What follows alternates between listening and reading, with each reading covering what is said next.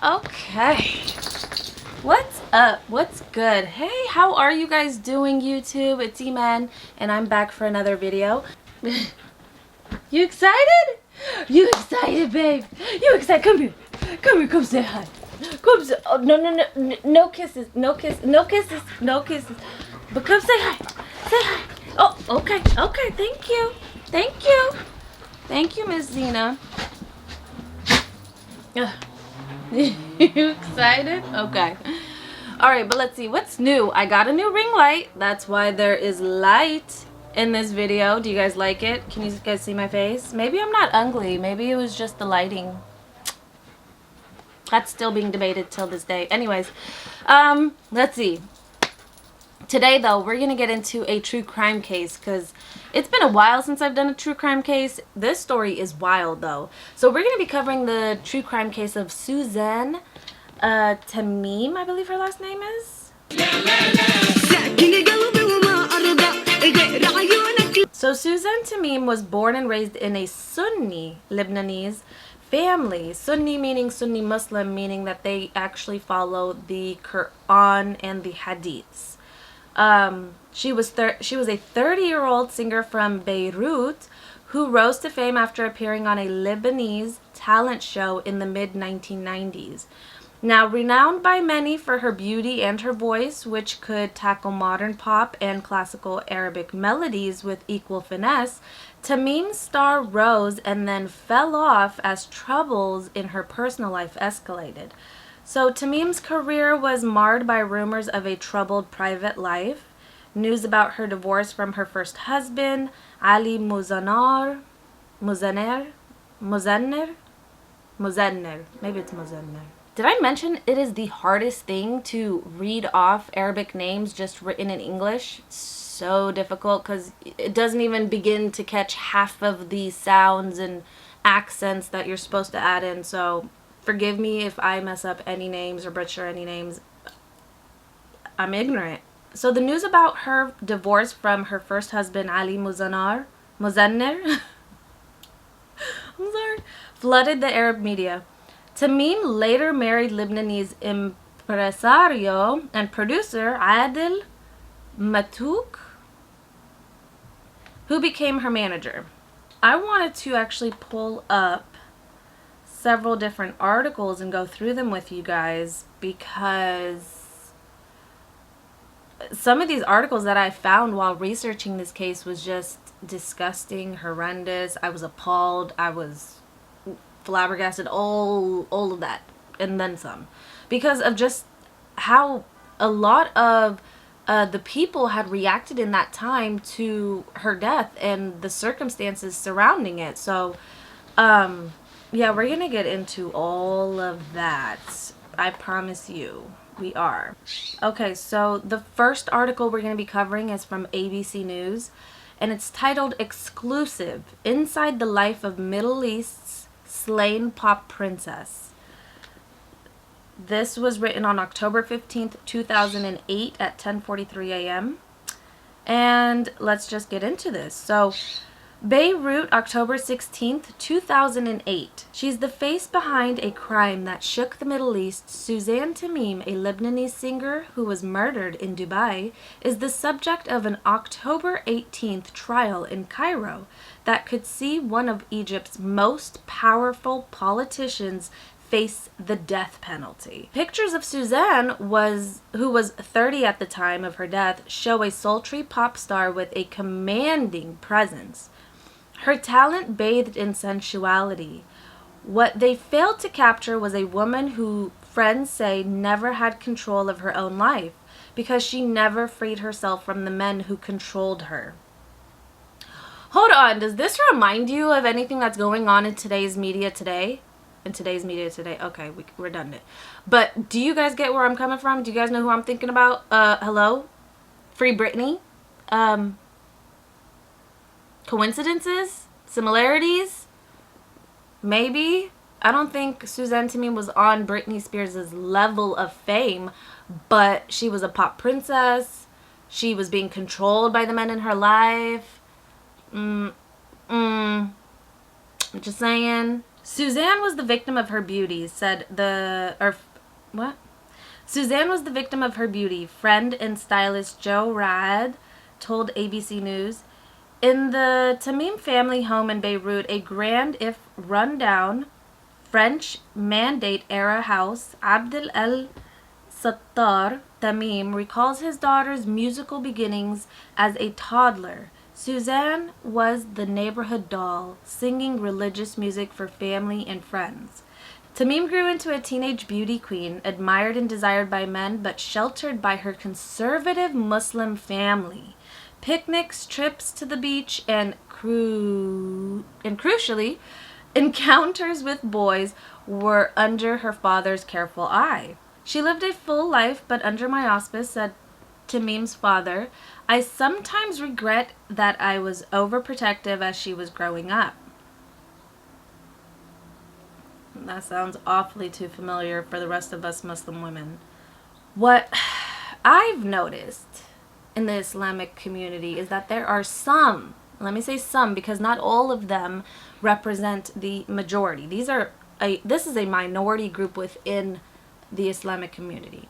And these men are the kind of men who think that it's based off of how a woman dresses, how she carries herself, how she speaks, how she behaves, whether or not she speaks back, whether she speaks when she's spoken to, or if she speaks because she's opinionated. These all could be considered as flaws. Any woman with a strong mind, any woman with a voice that utilizes her voice, that speaks up for herself and stands up for herself, can be deemed as problematic for the most part. So yeah, this isn't surprising to me that this is how her father felt. Under that protection, Suzanne developed a quick trust in people, particularly men. As a college student at Beirut Arab University, she met and married a classmate, Ali Muzanner in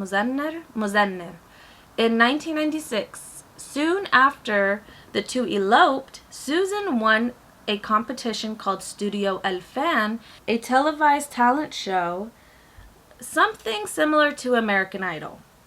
Her music was a hit. Suzanne, a new entry in Lebanon's long roster of singing starlets. The success worried her conservative father, uncomfortable with his daughter's beauty on display within the highly sexualized world of music entertainment. Now, I just want to say that the music entertainment, whether it be here in America or even back in the Middle East, is all controlled by the same individuals. The ones that I shall not name on this channel, because if you say their names, usually a whole bunch of like negativity like flows into the video and you start seeing all the comments, and I just want to avoid all that, so I won't even name them, but you guys know who I'm talking about. It's the same ones that I mentioned for the Saad Hosni video, the true crime video I did on her. And yeah, I went into a little bit of a depth in there, but I'm sure that the same individuals are the ones controlling the medias. They're the ones who are putting, like, have you guys seen Middle Eastern shows lately? Like all of the Arab channels. I watched a show here and there with my mother, and I was just surprised that they were showing drinking, alcohol, drugs. They were showing, like, it's becoming more and more Americanized as I'm watching the Arab television channels, and I'm just confused. Like, what is going on? Am I watching American television or am I watching Arab television? It's confusing. So we all have a good idea as to who controls the media in regards to that and the music industry.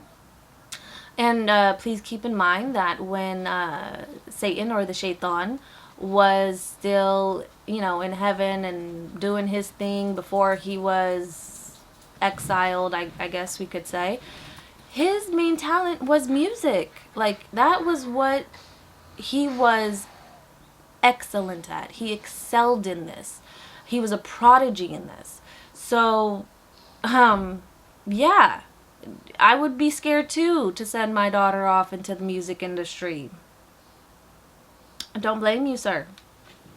Anyways, let's switch gears and switch to a different article. Before we go any further, I would like to give a trigger warning. This is a true crime case, so there may be some details that do pop up that may be triggering to some folks. There are some violent acts that we're going to be discussing in this case, as well as other topics that may be considered or deemed sensitive for some people. So please use your best judgment, and if you can't make it through this video, then I hope you'll catch me in one of my future ones. Alright, so let's cover Suzanne Tamim's death. Suzanne Tamim was found murdered in her apartment in Dubai on July 28, 2008. Although it was reported that she had been beheaded, the lawyer of her former husband revealed that her death certificate indicates her throat was slit. At the time of her death, she had reportedly been married to Iraqi-born British kickboxing champion Riyad el-Azawi for about 18 months, so about a year and a half. Now, the person that they felt was behind her death goes by Hisham Talat Mustafa, and he is an Egyptian, very, very powerful businessman. He owns a lot of Egypt, like the land of Egypt itself, and he still has his hand in Egypt till this day. So we're gonna get to that, but before we do, let me tell you a little bit about Hisham's background. So Hisham is an Egyptian businessman who had been elected in 2004 to the Shura Council in the Parliament of Egypt. As the former chairman and head of the real estate branch of the Talat Mustafa Group, his net worth was estimated at $800 million in 2007. He was arrested on September 2nd, 2008 and found guilty on May 21st, 2009 for his involvement in the murder of Lebanese singer Suzanne Tamim, but his sentence to death by hanging was overturned on a legal technicality, and we're going to get into that in a second as well. Following a retrial in 2010, he was sentenced to 15 years imprisonment. Mustafa was released after 9 years on June 23, 2017, after receiving a presidential pardon.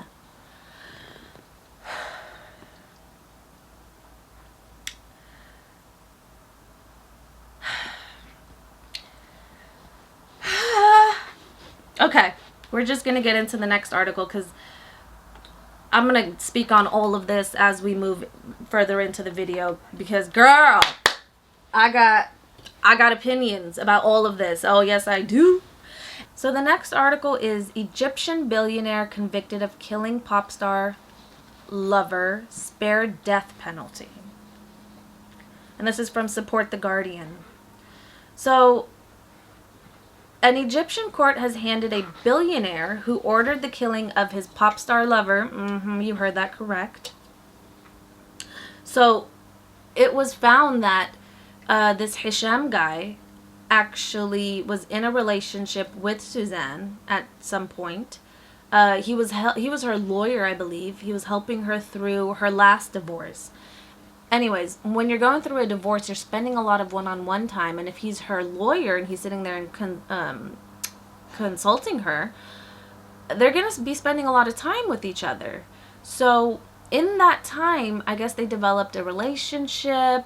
They developed feelings for one another. I'm not sure exactly how far their relationship got physically, but that's neither here nor there for me. In this case, that to me, that does not matter at the end of the day. It doesn't justify murder. It does not justify murder whether or not she was out here sleeping around with men out of wedlock. That doesn't justify murder to me. But to some, apparently, It does, and we're going to get into that. So, apparently, he had asked her to marry him, and she refused to marry him. She didn't want to marry him. And he got upset and hired someone, like a hitman, to go on over there and, it says, some reports say behead, some say slit her throat. Either way, it was done very, very professionally, like it was an elite level type of hit. Like, the guy was I believe he was ex-military or ex-police force, something like that, but he was ex-something for the Egyptian government. So he knew what he was doing. I'll bring up his name in a second. I just don't know where it is, but I'm sure we're going to run into it. So an Egyptian court has handed a billionaire who ordered the killing of his pop star lover a reduced sentence of 15 years after an earlier trial sentenced him to death. The state news agency said today. The judge said, Hisham Talat Mustafa, I'm just going to say Hisham because a prominent member of the ruling, or should I just call him Mustafa because that's his last name? I'll call him Mustafa, okay. The judge said Mustafa, a prominent member of the ruling party, would serve the jail term for inciting the murder of 30-year-old Suzanne Tamim, a Lebanese singer. The timing of the verdict comes as a surprise because the judge had not announced he would be issuing his decision and had yet to hear the defense. The defense's summation. Ooh, apparently I forgot how to read, y'all. Oh yeah, so Mustafa, a property tycoon, was sentenced to death in May last year, so 2009, after being convicted of paying a retired Egyptian police officer. Oh yeah, see? Mohsen el-Sukkary. Sukkary? Am I saying that wrong? Oh my god, am I totally an American girl now? Like, I can't pronounce Egyptian names? Anyways, 2 million. Is that pounds? I want to say pounds. Because I know in Masr they deal with Guinea, so I'm pretty sure it's 2 million Guinea. But I'm not sure. It could have been dollars. This man was rich after all. To kill Tamim while she was in Dubai in July 2008.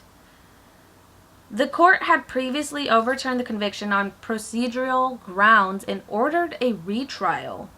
Sukkary's murder conviction remained, but his sentence was also reduced to life in prison. So this man goes and kills this pop star in cold blood and gets his sentence reduced from the death penalty to life in prison? Sus. I'm sorry, but that's just super sus to me. Like, that don't make no type of sense. No. Where do they do that at? Oh, Egypt? That's where they do this at? But you know what? It's not only Egypt. This kind of stuff happens in America all the time. I'm sure it happens in the UK all the time. I'm sure it happens everywhere all the time. I'm just covering Egyptian cases because I so happen to be Egyptian and I find them interesting. So, but when I see something that ain't right, whether I'm Egyptian or not, I'm going to be the one to say, excuse me, what are y'all doing? What are y'all doing? The court had previously overturned the conviction on procedural grounds and ordered a retrial.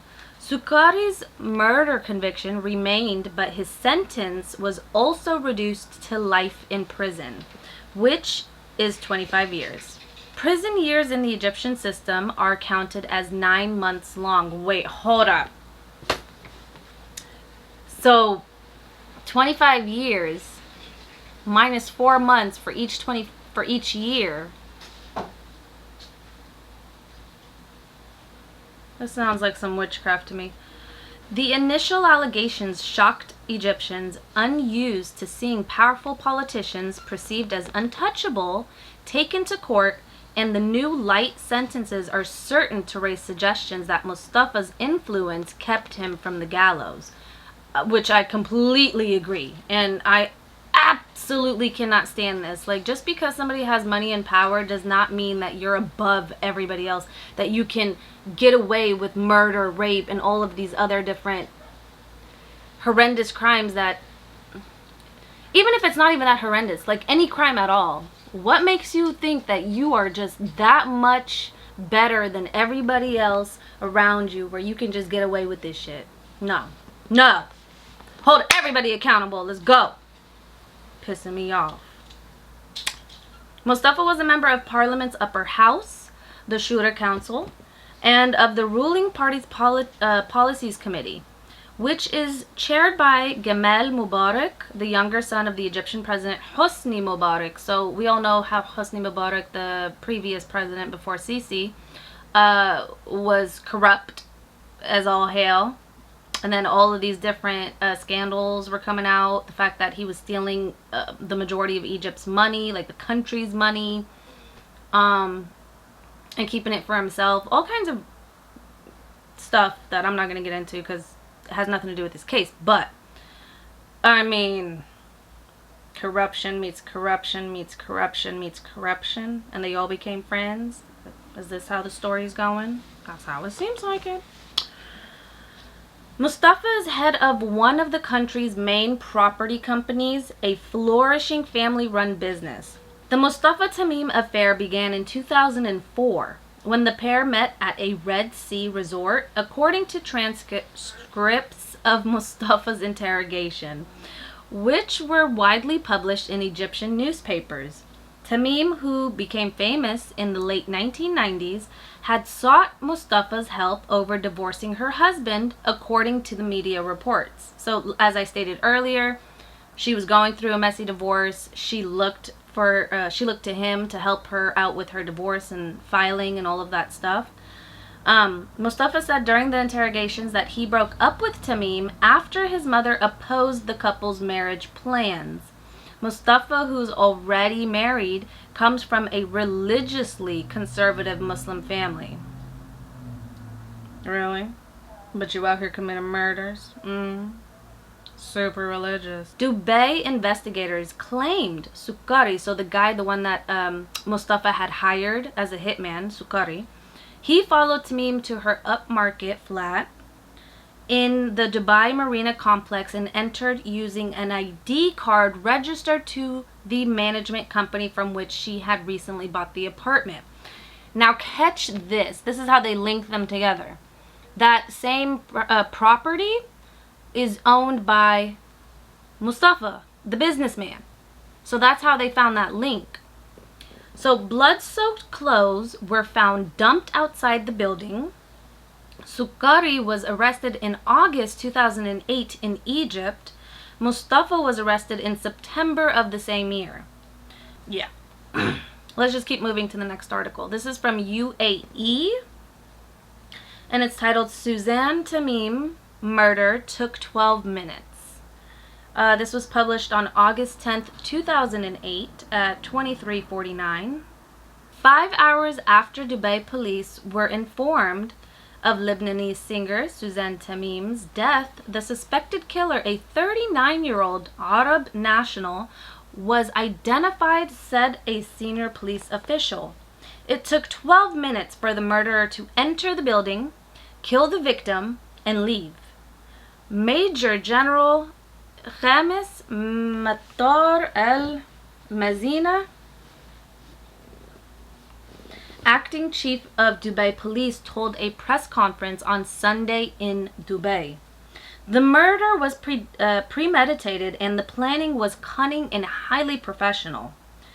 He said the suspect was arrested in an Arab country 3 days after the crime took place. He hinted the motive might have been revenge, as there was no evidence in the apartment to indicate otherwise. So it didn't look like it was a robbery or theft or burglary or anything like that. I'm assuming they probably didn't see anything out of place. The singer was murdered in her apartment in Jumeirah Beach residence on July 28th. The police found her body later that evening, several hours after the incident was reported. El-Mazina said Tamim had a driving test scheduled the morning when she was killed. She had ordered a taxi to meet her under her building at 9 a.m. in order to take her to the driving institute. The taxi driver called her several times, but she neither answered nor did she meet him. The singer was found fully dressed and ready to leave the house. The murderer had managed to pass through the building's security without being asked for identification. In order to convince Tamim to let him into her apartment, he showed her through the building's video intercom an envelope showing the logo of the real estate company which had recently sold her apartment, the apartment she was residing in. Police said in all probability this was the reason that made her open the door for him. 1.5 hours after the crime was committed, the suspect left the UAE and headed to another Arab country, which Mazina refused to name. However, some reports suggested the accused was Egyptian. A police source contacted by Gulf News in Cairo said 2 Egyptians were arrested in connection with the murder.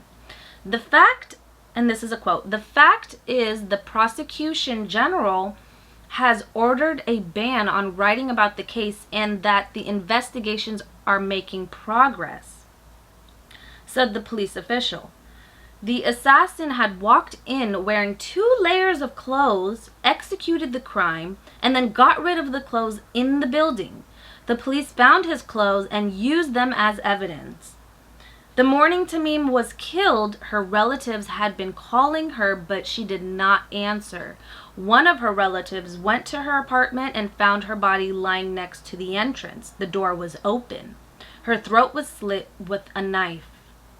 There were several feuds between the late singer and people outside the UAE, and this will help identify who it was who wanted Tamim killed, according to police. Tamim had moved to the UAE in July and bought the apartment 10 days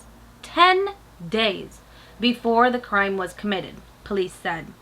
El-Mazina refuted reports that pictures on the building's security camera led to the suspect's arrest. "We had enough and more important evidence in the apartment that led to the identification of the suspect," he said. "The way she was killed further helped narrow down investigations." Meanwhile, 3 journalists from a newspaper in Cairo have been referred for questions for violating a ban on publishing a report about investigations with suspects arrested on charges of murdering Tamim. So why was it that they were putting this ban on journalism? Like, they didn't want any of this case in the newspapers. They didn't want any of the information out there. Why? That just makes me so suspicious. Could it possibly be because Mahia? Why? Could it possibly be because they're trying to make yeah, why were they issuing all of these gag orders on journalists and media? They didn't want any type of news coverage pertaining to this case coming out in Egypt at all. And I really feel like it's because, could it possibly be the amount of power that this man, Mustafa, really has in Egypt currently? I mean, 800 million, and he owns a lot of the land in Egypt itself. Yeah, I'm saying that could probably pull you some strings, which is disgusting. Like, since when are we controlling the thoughts and opinions of others? Since when? Listen, you get the information, you put it out there, and you let people form their own opinions. You let them come to their own judgments. You don't sit there and withhold information from people and keep them, like... Please don't talk to me about how media, like, that shouldn't change anything. Maybe they just wanted to hold off the information from going public because the investigation was ongoing and so forth and so on.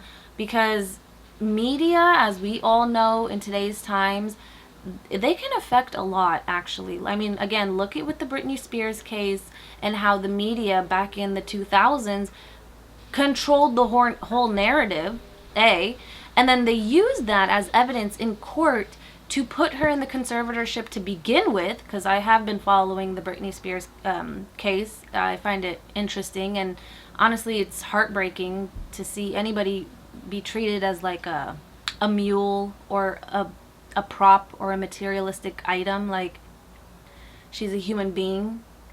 She has feelings. Like, it's just wrong. It's just wrong. Journalists just need to be in their own separate category. That's my opinion. They need to be able to report on the news unbiasedly and freely and openly. That way the rest of us, we can form our own opinions and we can get the information. Like, and what we do with it after that is up to us. So this next article that we're going to get into is from the Washington Institute for Near East Policy. And it's titled "A Killer Goes Free in Cairo" by David. And it was published July 7th, 2017. In the Egyptian capital, the Sisi government frees a billionaire imprisoned for a sensational? I'm done. How is anything about a murder sensational, first of all? Anyways, for reasons only known to itself. On June 23rd, Egypt's President Sisi granted clemency to some 500 convicted criminals, a common practice of Arab leaders on the eve of Eid al-Iftar, the end of the month-long Islamic fast of Ramadan. Oh yeah, by the way, that's also why I was missing. Eid popped up, my brother had gotten married, we had a whole wedding, a lot of stuff had come up, so, but how is that an excuse to let go 500 convicted criminals? Oh, it's Eid. Let's just let everybody free. Forgive everyone. Oh yeah, even the murderers and rapists too. What? What world are we living in? Among those discharged was Hisham Talat Mustafa, the billionaire, real estate magnate, whatever, and Politico with close ties. You mean politician? Am I stupid or do I just not know these words? Whatever. With close ties to the Mubarak regime. In 2009, Mustafa was convicted of contracting. He was convicted of contracting to have his girlfriend, the Lebanese diva. Oh, the way the media just. Why does she have to be a diva? Why?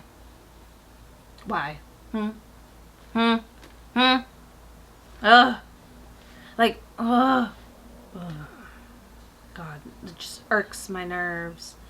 Like, the way the media is already painting her out to be the bad guy. Like, why is she the bad guy in this scenario? It takes two to tango, last I checked. Even if she was doing anything that was wrong, she needed somebody to do it with.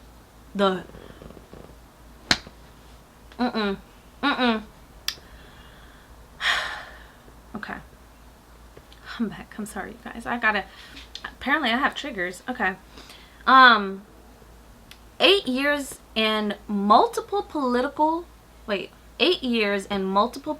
upheavals later, the release of Mustafa highlights how little Egypt has actually changed. Well, that sentence I agree with. The story of Suzanne Tamim's murder is a sensational why do they keep calling it sensational? Tamim, a Lebanese singer who won Arab Star. Okay, we know this stuff. Let's keep going. So Mustafa, who was already married, reportedly wanted Tamim to be his second wife, but she refused and subsequently took up with Iraqi kickboxing world champion Riyad al-Azawi. So it sounds like to me like you wanted her to settle to be your second wife, sir. She didn't want to be a second wife, sir, and rejected you, sir, and you got mad and butthurt. And so you thought, oh, well, she don't want to be with me, well, then she don't get to be with anybody? Is that the mentality that we're going with? Oh, okay. That's what we're doing now? Okay. Like, it's just jealousy. I really feel like it's also a narcissistic response, like, oh, how dare she reject me? Off with her head. What? Like, who are you? I really don't care if you have $800 million to your name. Like, who are you? You over here thinking that you above everything. And it's disgusting. And I can't stand you. I just want to let you know that, in case you're watching this. You know, I feel like I'm gonna be scared to go to Egypt. Like, if I ever go back to visit my family, like, I feel like I'm gonna be, like, looking over my shoulder, like, is anybody gonna come for me? Whatever. Y'all won't know when I'll be in Egypt. You'll know after I leave Egypt that I was in Egypt, see? Because I ain't stupid like that. I ain't about to be posting, oh, I'm going to Egypt. Oh, here's my trip to Egypt. This is where I am in Egypt. Come kill me. No. No, you could try to find me, but I stay low-key. Super low-key. In July 2008, retired police officer Mohsen el-Sukkary flew from Cairo to the United Arab Emirates, where he executed Tamim in her apartment, nearly severing her head with a large knife. El-Sukkary left a trail of bloody footprints while fleeing the scene. The police eventually traced the sneakers that made them to a Dubai mall, where Sukkary had purchased them just days earlier. Wow, so they had a lot of evidence, actually. Sukkary was subsequently identified and extradited to Egypt, where he implicated Mustafa in the conspiracy. Oh, so then he just went to Egypt and snitched on Mustafa. Well, I mean, I guess at that point, you ain't getting the $2 million. Might as well go and take everybody down with you. Like, but the thing that I don't understand about this whole case is that, okay, the murder happened in Dubai. The suspects are Egyptian. So why were they tried in Egypt? If the crime happened in Dubai, shouldn't they have been expedited or extradited, excuse me. Shouldn't they have been extradited from Egypt to appear in court in Dubai for these crimes? Maybe they had made a deal with the Dubai government. That's a possibility. So, I don't know. But I did find that fact interesting in itself. I was wondering for the longest time, like, why wasn't this trial held in Dubai where the crime occurred? So, I think it's part of the whole entire conspiracy, to be honest. Like, when you have power, I guess you could just choose which country you're going to be tried in.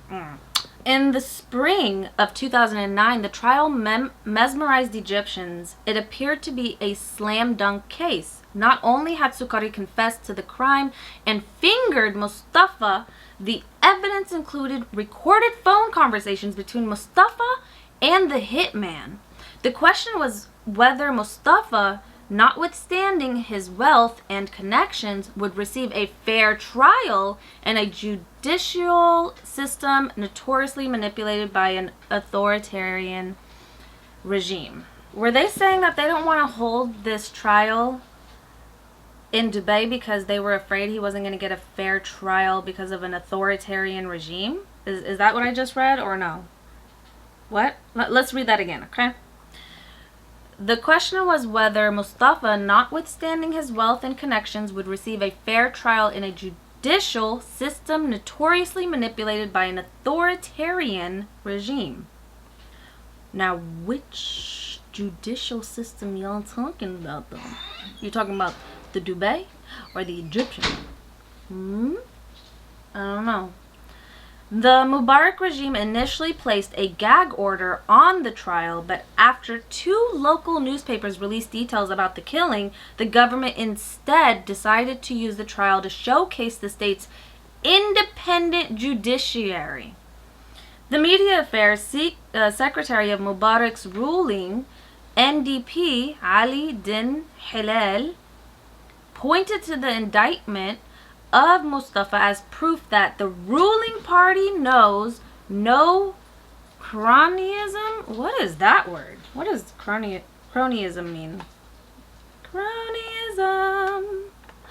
I need you to define The appointment of friends and associates to position of authority without proper regard to their qualification. Oh! Oh! I just learned a new word today, y'all. And it is very fitting. Cronyism? Okay, I'm sorry. I'm back. Okay. The ruling party knows no cronyism and that nobody in Egypt is above the law. Yes, I love it.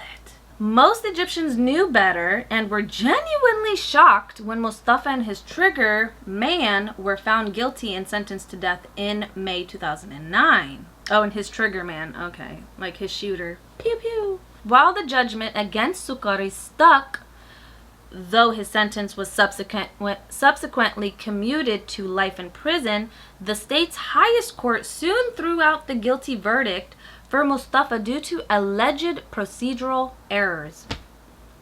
Yo, which one of you lawyers fucked this shit up? What did y'all do? Procedural errors? Y'all let him get away on a technicality? Oh. How much he pay you, to leave that signature off the form? To file that form late? Just asking. The 2010 retrial again found Mustafa guilty, but sentenced him to just 15 years. 15 years? Sorry. Okay, sorry. 15 years for cold-blooded murder? Y'all want to drive me crazy. Okay. Mesh. Okay, Nadia. Let's just keep reading. When he was released just before the Eid, Mustafa had served less than half of his term.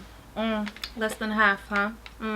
Must be nice. At the time, many concluded that he was receiving special treatment due to his social status. Oh, you don't say. It's just like I was saying from the beginning. Would you look at that? But the fact that he was sentenced at all was nonetheless noteworthy given his connections with Egypt's seemingly entrenched autocracy? Y'all gonna make me search up this word now too. What the fuck is this? A system of government by one person with absolute power. Oh! Since his incarceration, there have been 2 uprisings and 4 regime changes. But media interest in Mustafa's story has nonetheless persisted. On several occasions, Mustafa reportedly appealed for his release based on alleged medical conditions, but those appeals were denied. Meanwhile, his company, the Talat Mustafa Group, TMG, was sued for various indiscretions regarding its $3 billion Medinity project, the My City project. TMG reportedly purchased land from the state for a gated community and golf course along Cairo's Ring Road for nearly $1 billion under market value, a sweetheart deal for a regime associate. The legal proceedings caused shares in TMG stock to plummet by nearly 10%. After his release, however, the value of TMG stock surged by nearly 15%. Was this business-friendly signal what Sisi had in mind when he released Mustafa? Perhaps. Egypt's business community, which strongly supported the July 2013 overthrow of Muslim Brotherhood leader Mohammed Morsi and backed Sisi's presidential bid a year later, remains an important constituency for the Egyptian government. Ooh, this is exactly what I was just trying to explain to my one of my parents. I won't say which because I'm not going to put him on blast. But this particular parent is like gun-ho for Sisi. Like, will die for Sisi. And I was trying to explain to my parent, like, almost every single person in power is usually corrupt, because with power comes corruption. It's very, very hard to find a just leader nowadays. So I'm looking at them like with the side eye, like, why are you just eating everything up that he's doing? he might seem like he's doing all the right things and he does the right things in certain moments, but then at the end of the day, is his heart really genuine about those intentions, or is he doing it for a different intention that we the people are unaware of? Like, what is in it for them? Because whenever a person does anything, you always have to think, like, what is in it for you at the end of the day? I know you're doing this as a favor to me, but there's something that you're gonna get out of it, whether that's gratification from just helping a person or like something more. Like, usually people only do these big gesture favors, and when you're in a presidential position, you're doing these favors for something bigger in return. You get what I'm saying? So I'm always like, what is he up to? I'm always suspicious of everybody though, so I have trust issues, obviously. Or was the pardon a signal to the Egyptian judiciary, which has at times been at odds with Sisi? Or maybe it was simply a holiday goodwill gesture to a figure who, if the reports are accurate, has suffered medically in prison. Well, you know what? If he suffered medically in prison, then that's exactly what he gets. I'm sorry, but I'm not sorry. Like, why am I going to feel bad for a man who really felt like he was entitled to take a whole woman's life, career, and everything just because you got rejected, sir? Oh, what? Oh, you don't know how it feels to be said no to? You don't know? Oh, because you're so used to being always told you were right, and that, oh, you're always around yes ma'am and yes sir kind of people, huh? So you've never heard the word no before. Oh, okay. Something new to you. All right. Let's go on to the next article. All right, so apparently I have to be subscribed to the New York Times to read this article, but I don't know why it's not letting me now, but I mean, I had read this article before I decided to choose to record this video, and it basically had the same tone as this next article that we're going to get into, which is from Memo, Middle East Monitor. And it's titled, "In Egypt, a murdered woman means nothing, but a policeman means everything." And doesn't that seem like a fitting title? But let's read this real quick, because I was concerned when I read this article. Like, when I seen these types of articles popping up, and I'm like, are they really victim blaming on a large scale here? Like a whole country is victim blaming? A whole, and not just any country, like my country, where my family's from, Egypt. You guys are victim blaming now? I'm gonna need all of us to do better. I'm gonna need all of us to come together and learn and understand that all of this is just toxic mentality right here. I don't know why it's bred into us, but no, this ain't it, girl. This ain't it. Okay. Let's just get started, okay. In 2008, Mohsen el-Sukkary held up a card which identified him as a block management and stepped inside the apartment of Lebanese singer Suzanne Tamim. Let me skip ahead a few because we read through a lot of this information is pretty redundant. Just a few months later, an Egyptian court watched the CCTV recordings of el-Sukkary, an Egyptian policeman, entering and leaving Suzanne's apartment in Dubai, and listened to phone recordings of another man urging him to carry out the killing. The voice belonged to the business tycoon Hisham Mustafa, one of Egypt's most high-profile real estate developers. At the time, the story captured hearts and minds across the Arab world, despite the fact that there was a media ban on reporting details of the case. As the story unfolded, it was revealed that Hisham and Susan had become lovers after she asked him for help divorcing her husband. But you guys do understand that just because there were reports of them being lovers, Suzanne isn't here to actually defend her name. Like, the only person who knows actually what went on between them two is Allah subhanahu wa ta'ala, and none of us, for us to sit here and judge her on something that what he's speaking on. So this is his side of his story, and we already know that, oh, he has issues with being said no to. So I'm not going to take what he says about her. Like, I don't know. If she rejected him, I highly doubt that they became lovers. That's just my opinion, though. That's just my opinion. I don't believe that they were lovers. I believe that he was infatuated with her, she did not like him like that. She was already going through a divorce, and if she's in that mental state, like, ugh, I'm done with men, because when women get into that mental state, like she probably didn't want to hop from one marriage to another marriage, from one controlling man to another controlling man. Like, boy, bye, get the fuck out of here. Moving on. When the court's initial ruling sentenced Hisham and el-Sukkary to death, spectators let out a collective gasp. Hisham was a friend of then President Hosni Mubarak's son, blah, blah. Why do they keep bringing this up? I really don't care who he's friends with. Like, make better friends. Things like this didn't happen to people like that. The more I keep reading these articles, the more annoyed I'm getting at this case. That's why I wanted to cover it. It's like, oh, you guys are annoying and so ignorant. Oh my God. Anyways, as the retrial approached in 2010, a comment from the former deputy chief of the appeals court, Mohammed el-Khudri, seems laughable, knowing what we do today about Egypt's justice system, complete with its mass trials and revolving door pretrial detentions. This can be a dangerous ruling, and if people completely lose faith in the judiciary, they lose faith in everything. I mean, our lives will be hell. It will be the law of the jungle. Okay.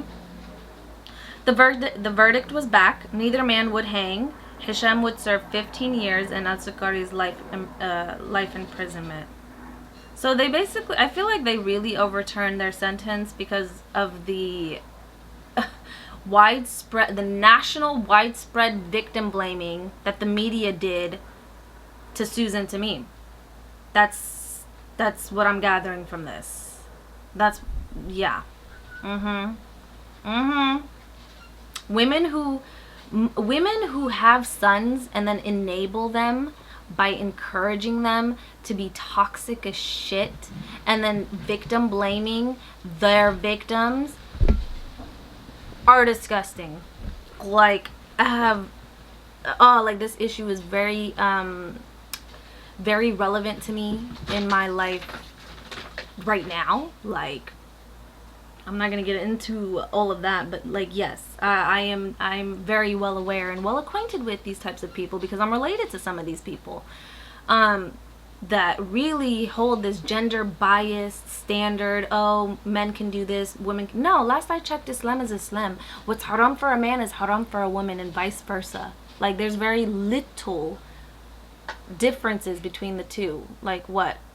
Rules for women and their periods, and of course men don't have that, but you know what I'm saying? Like, the rules of God apply to everyone equally. I don't know why they make it seem like, oh, men can be promiscuous and go have girlfriends and this and that, but he's a man, oh, that's okay. But if a girl, no, it's haram for both, last I checked. So now el-Sukkary has been released under this year's Eid presidential pardon.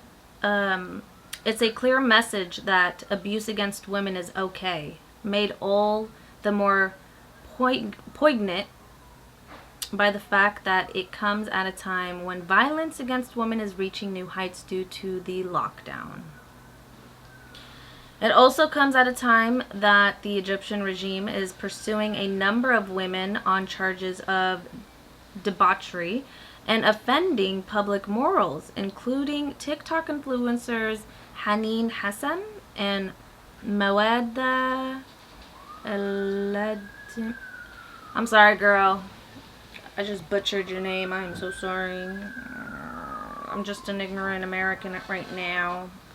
So, my bad. And singer and dancer Sama el-Masri. Yesterday, a young Egyptian woman appeared battered and bruised on TikTok to announce that her friend Mazen Ibrahim had raped her. But instead of listening to her, authorities arrested her. What?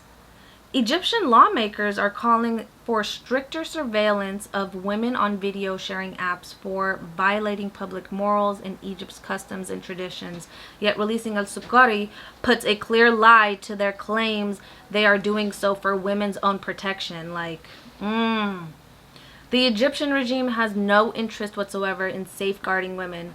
It has systematically failed to tackle harassment in the street and not only overlooked but encouraged sexual violence in prisons as a way to deter politically outspoken women.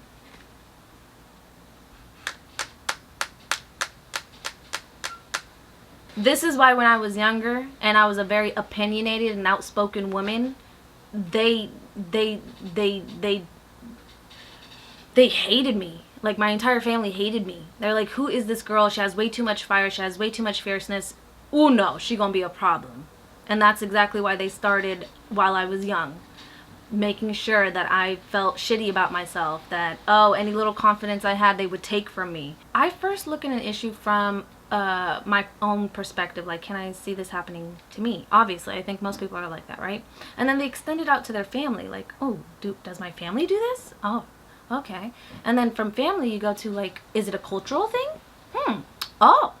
So it's a bigger issue than I thought. Like, that's how it started for me. I thought it was just me. And then I looked at the family as a whole, and I'm like, oh, there's a lot of components here. And then I continued to widen the scope of what I was looking at, and I'm looking at the culture, and I'm just like, oh,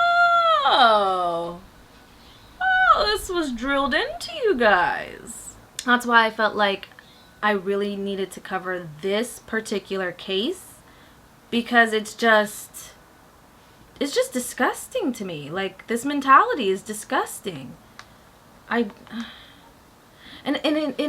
doesn't even follow Islam at all. That's the thing that I want most people to understand. Cultural norms are far different than Islamic norms, okay? Like, people can be corrupt. Islam itself, the religion itself, is not corrupt, but we can be corrupt. If you're the type of person who's going to look for evidence to always back up whatever you want to do in a manipulative way, you're always going to find something. You could find sentences out of the Quran, the Bible, to justify whatever point you're trying to make. But that's because you're taking it out of context and you're not actually looking at it as a whole. What?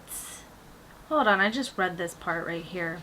Assault investigation. In August 2010, Egyptian police opened an investigation of allegations that Mustafa had beaten his brother-in-law Ihab Muhammad whatever, during the first week of Ramadan. Who does that? The first week of Ramadan? You're supposed to be fasting, connecting with Allah, praying. But you're supposed to be fasting. Most people don't even have energy to, like, you out here beating people? What? You're supposed to give to charity. You out here beating people? So anyways, Mahdi claimed that the beating began after he tried to intervene in an argument between his wife Sahar and Mustafa. Sahar, who is also Mustafa's sister, has been noted as the only member of Mustafa's family to consistently attend his court hearings. So I guess she's the enabler of the family. Let's just call it what it is, shall we? Now, the other reason that I wanted to bring this guy up is because he is still active in Egypt till this day. Like, even with the whole COVID pandemic thing going on. For COVID-19, el-Sukkary News reported that in the wake of the COVID-19 crisis, Mustafa donated 62 million Egyptian pounds to the Ministry of Health, as well Tahya Masr, Tahya Masr, long live Egypt, okay. And families struggling with the pandemic.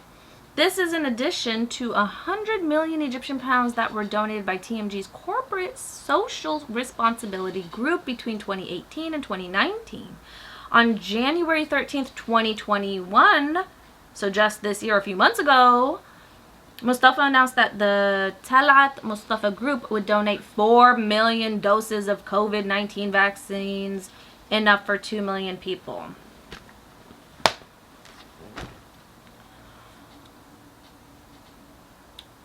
If any of you guys know me personally, which some might not, but one thing that I am definitely against is being anybody's guinea pig, and that means taking the COVID-19 vaccines. I am 1000% one of those people that does not believe that they could find a vaccine that quickly. You know, considering the fact that COVID, the strain itself, is continuously evolving and morphing, and there's new strains of it. So if you create a vaccine, how do you know that it hasn't already evolved in public and has already been spread, and you're over here taking a vaccine that's now considered useless, and then you're just going to be what, the government's guinea pigs? And then if they find out that, oh, there's like there are repercussions to taking the vaccines later on in down the years, because that's usually what happens. Oh, if you've taken this drug for this amount of time and you found that you have this, you are now entitled to this lawsuit. Girl, you know how many times I've heard that damn commercial? I don't need to be nobody's guinea pig. So I don't trust the COVID vaccine thing. Sorry, like I said, I already have trust issues. I have trust issues with everything, okay? Now, God is my best friend. And if I am supposed to die from COVID, well, then I guess it was my time. And that's how I'm looking at it. Oh, well. See you guys in the next life. How did I start talking about this? We was talking about Hashem. Anyways. So, yeah. I feel like this topic in this case was very, very important to bring up, especially in today's time. It's still very relevant, especially with this man is still in power in Egypt and still doing things. So yeah, I don't know. What do you guys think? Am I coming on too thick? Am I coming on too strong? Am I coming for the jugular when I shouldn't be? Like, should I relax? Should I? Do you guys disagree with me? Like, do you guys think Suzanne Tamim did deserve it? Do you guys think that, like, what are your guys' thoughts? You let me know in the comment section down below, because I really want to know what you guys think. Because if I'm reading these kind of articles online, like, I need to be reassured that this isn't a common idea amongst, you know, my viewerships. I hope you guys know a little bit better than to believe this bullshit right here. Okay. But other than that, thank you so much for stopping by my channel today. I enjoyed spending this time with you. Please do come back and see me sometime soon. I am going to be giving you guys an update for a paranormal story time. And that's the first paranormal story time that I ever put out, the Egyptian one with, you know, my cousin back home. There is an update for that story. So if you haven't checked out that video, go check it out. And I just want to let everybody know, like, if paranormal story times scare the shit out of you, like, try one of mine, because I guarantee you it's not the same vibe as, like, most of the other channels that do paranormal story times. I look at them from a different perspective. And I tend to try to explain a lot of it that most other channels don't have the answers for, like everything that they try to explain but can't explain, the unexplainable. Well, I explain the unexplainable. So if you're interested, go check one out. And I try to keep all of my videos, you know, motivating and uplifting at all times.